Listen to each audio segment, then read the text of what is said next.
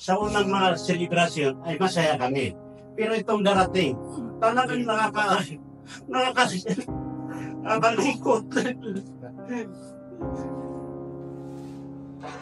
By the way, ako po si Joa de Beef sa Facebook at sa YouTube. Napaka-significant nitong event na ito dahil yung birthday ni PRRD, alam natin na siya ay nagsilbi sa bayan na napakatagal na panahon at dumating yung punto na kung saan siya ay napawalay sa bansa natin sa kadahilan na siya ay dinidiin doon sa mga bagay na ginawa niya para sa Pilipinas, para sa Davao City. Hindi ito yung inaasahan nating retirement ni PRRD. Hindi naiintindihan ng mga tao na dumidikdik ang dating Pangulong Duterte ang kahalagahan ni PRRD sa bawat Pilipino. Si PRRD ay leader na unang pumalina sa mga init na tao. Ang leader na talagang nagbigay ng awa doon sa mga mahihirap, doon sa mga namumroblema sa gamot, namumroblema sa mga proseso sa gobyerno, yung mga namumroblema doon sa mga pang-araw-araw na pinagdadaanan natin. Si PRRD lang ang pumalina sa Pilipino.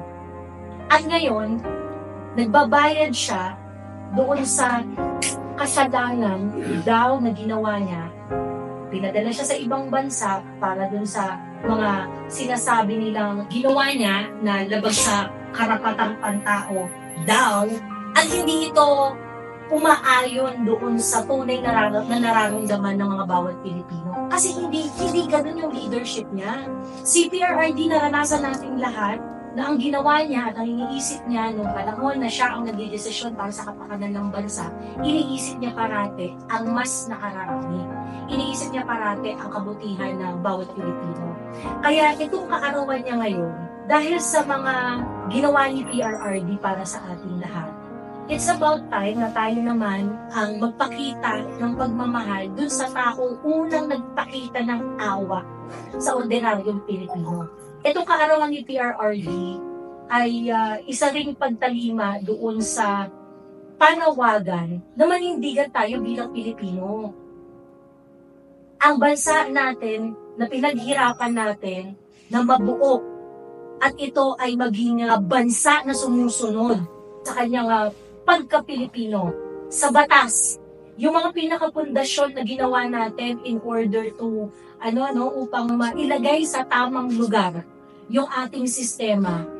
Dahil lang sa merong mga elemento na ayaw nang magkaroon ng kapangyarihan ang mga Duterte sa politika, itong mga taong to willing na sirain ang lahat ng binuo natin para tayo maging bansa.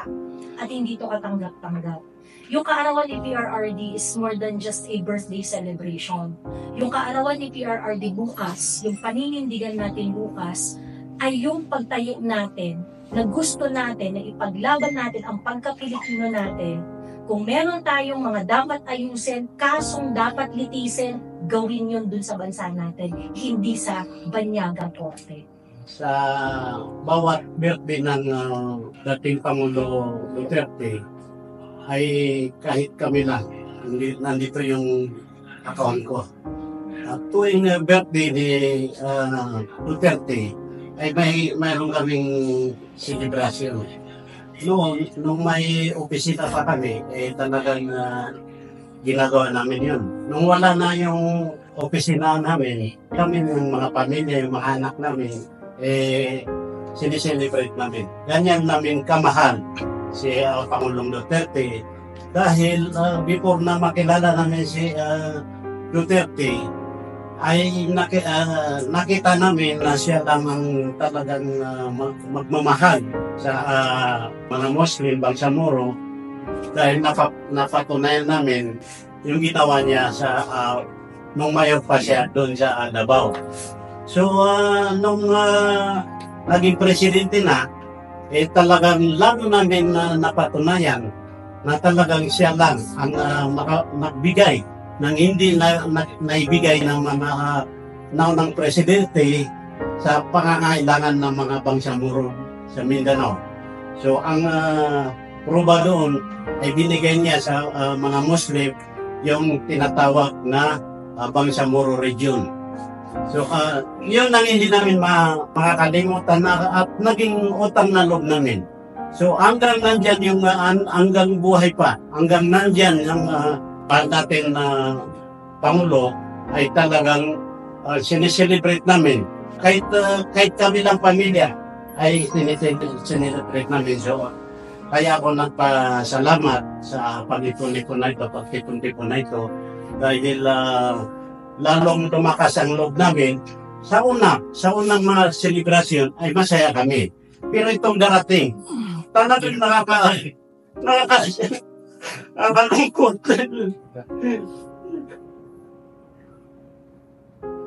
Nakakalungkot kami. So yun nga, idilitsyo ko na lang na sa lahat ng mga Bangsamoro na nakikinig ay makikisa tayo dito sa Central Luzon. Maramdaman naman natin yung ginawa sa atin ng dating Pangulo.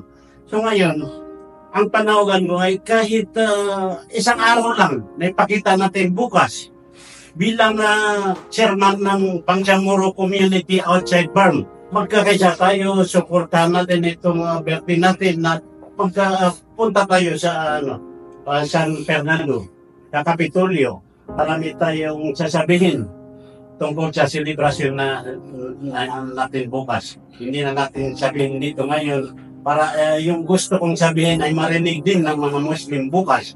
Kung hindi naman ako mag-invite para may sasabihin ako dito na ito para ikwento sa inyo yung hindi nakakaalam sa ginawa ng Pangulo sa atin ay ikwento natin doon para mapatunayan natin. Kung hindi totoo yung sinasabi ko, nandito naman na lahat ng mga selebrasyon natin nung Pangulo pa ang dating Pangulo ay nandito sa Facebook ko.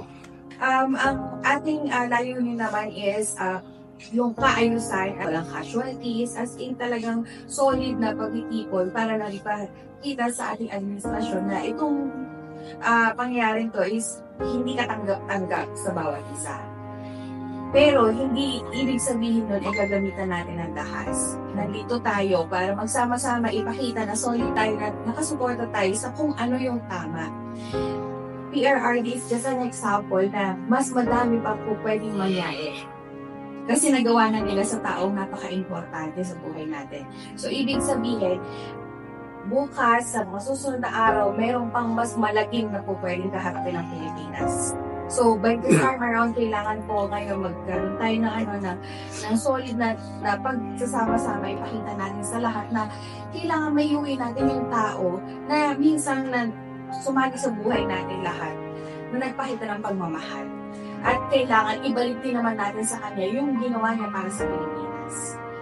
Yun nga lang po, ito hinihiling ko ang lahat, magkaisa po tayo. Ano bang ang sinasabi rito ng administrasyon sa ngayon ay walang kakayahang itisin kung sino man ang nakasala sa ating mismong bayan o sa ating bansa.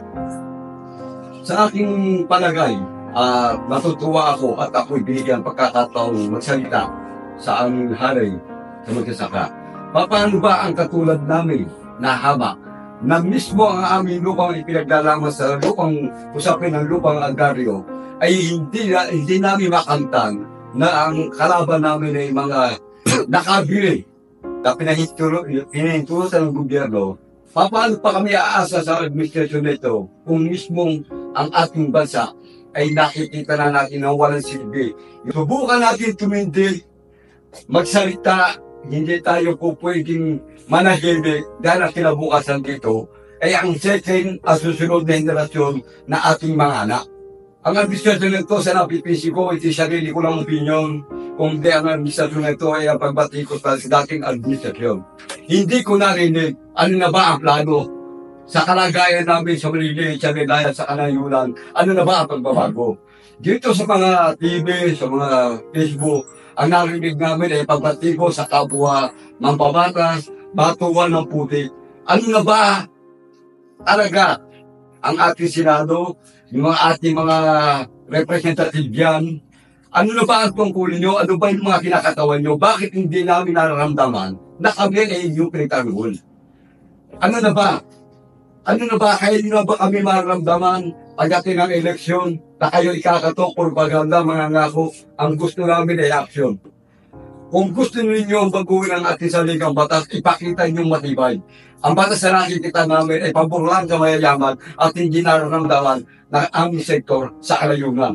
Ikabit na natin sa ating lifestyle yung I'm not a Filipino for nothing. Ay, di ba? Yung pinakalogo niya, hindi ako to kung wala man lang silbi. So bukas, this past years, siguro last year, wala man isa sa atin yung celebrate sa birthday ni Tatay Digong eh. Wala mang nakaalala kung meron man. Pero bukas, itong pinakamalaking araw na pwede nating ibigay, ipakita kay Tatay Digong bilang pasasalamat sa kanyang nagawa at pwede pa niyang gawin sa ating bansa. Kasi malinaw na pinagsisinungalingan tayo nitong gobyerno na to eh. Simulang-simula pa lang, ang sinasabi nila, hindi sila nakikipag-cooperate sa ICC ukol sa kaso ni PRRD. Noong una pa lang na statement, hayaan na nilang pumasok ang mga ICC investigators dito sa Pilipinas. That was around November 2023. Hahayaan lang daw nila pumasok, pero hindi raw sila makikikooperate. Doon pa lang sa unang pahayag na yun, nagsisinungaling na ang gobyerno. The mere fact na pinapasok mo ang ICC investigator dito sa Pilipinas, nakikooperate ka na. Hanggang doon sa hearing sa Senado, nagsisinungaling pa rin ang gobyerno ito. Kasama si John D. Cremulya at ang iba pang mga kapulisan natin na nandyan at iba pang mga opisyal. Nagsisinungaling sila nung sinabi nila na ang gusto nilang palabasin ay nagre-react lang tayo sa action ng isang entity na nag-uutos na arestuhin si PRRD. Lumabas doon sa hearing sa Senado, 3 bagay. Walang red notice, wala tayong legal obligation para arestuhin si PRRD. Pero ginawa ng kapulisan natin, ginawa ng gobyerno natin. Hindi na respeto ang mga karapatan ni PRRD, ang kanyang fundamental rights guaranteed by the Constitution. Hindi inobserve, hindi nirespeto, ipinasok sa eroplano si PRRD, dinala sa Hague. Kitang-kita na pinagsisinungalingan po tayo nitong gobyerno na to. At kaya, again, all these reasons, itong lahat ng mga rason na to, hindi natin to dapat tinitake. Hindi natin to dapat tinatanggap ng nakaupo lang. Dahil kung kaya nilang bastusin at kaya nilang baliwalain ang karapatang pagtao ng dating presidente, ng vice-presidente, at ng iba pang mga tao na may kakayanan, hihintayin ba natin na mangyari lang ganyang klaseng pambabaliwala sa mga karapatan ng mga mas maliliit? Sino ang tatayo para doon sa mga mas maliliit na tao pag yung karapatan nila ang binago? So, it's very, very important. No? Kaya ang sinasabi ko, it's very important na dapat hindi natin ito tinatanggap ng nakaupo lang. Kailangan natin ipakita ang suporta natin kay PRRD dahil hindi lang to si PRRD bilang tao. Usapin ito ng konstitusyon, usapin ito ng ating mga fundamental rights, usapin ito ng pinakapundasyon ng bansa natin. Na kung yung ganong bagay na bumubuo sa katatagan dapat ng isang bansa ay hindi re-respetuhin, ano na ang magiging pundasyon natin bilang bansa? Wala na. Wala nang batas. Wala nang order. So, kailangan ipaalam natin dito sa gobyerno na to, Pilipino rin po kami. Kami pong mga Duterte supporter, Pilipino rin po kami. Makinig po kayo sa amin. Kung gusto ninyo ng peace, kung gusto ninyo ng talagang tahimik na pamumuhay dito sa Pilipinas, dapat bati-bati tayo eh. Bakit ayaw yung pakinggan na kami na mga nagmamahal at sumusuporta kay PRRD, hindi namin ito gusto. Bakit ayaw tayong pakinggan ng gobyerno doon sa aspeto na yun? That is something that perplexes me. Bakit ayaw makinig ng gobyerno na ito sa hinaing ng mga Pilipino? Pilipino rin po kami mga Duterte supporters. Bakit ayaw niyo po kami irespeto? Sa mga kababayan po sa Central Luzon, ako po ay isang Bulakenya, kunin po natin itong pagkakataon na to na ipakita yung suporta natin kay PRRD. Kasi nga, kagaya na sinabi ko kanina, yung pagsisinungaling nitong ating mga government official, ito sila, yung sinasabi nga, no, kitang-kita na kasi yun yung nakakaasar dito Kitang-kita na nagsisinungaling, huling-huli na nagsisinungaling, hindi daw pinlano, hindi daw ito coordinated, pero ang mga facts says otherwise. So, huwag tayo pumayag na ginaganito tayo ng mga government officials natin. Let them understand na naiintindihan natin ang issue and make them hear us. Sinasabi kasi nila, meron silang mga pa-survey na sinasabi nila 51% ng Pilipino ay sumusuporta sa pagpapadala kay PRRD sa ICC. Ipakita natin bukas na mas marami tayo na segment ng population. At wala silang choice kundi makinig sa atin.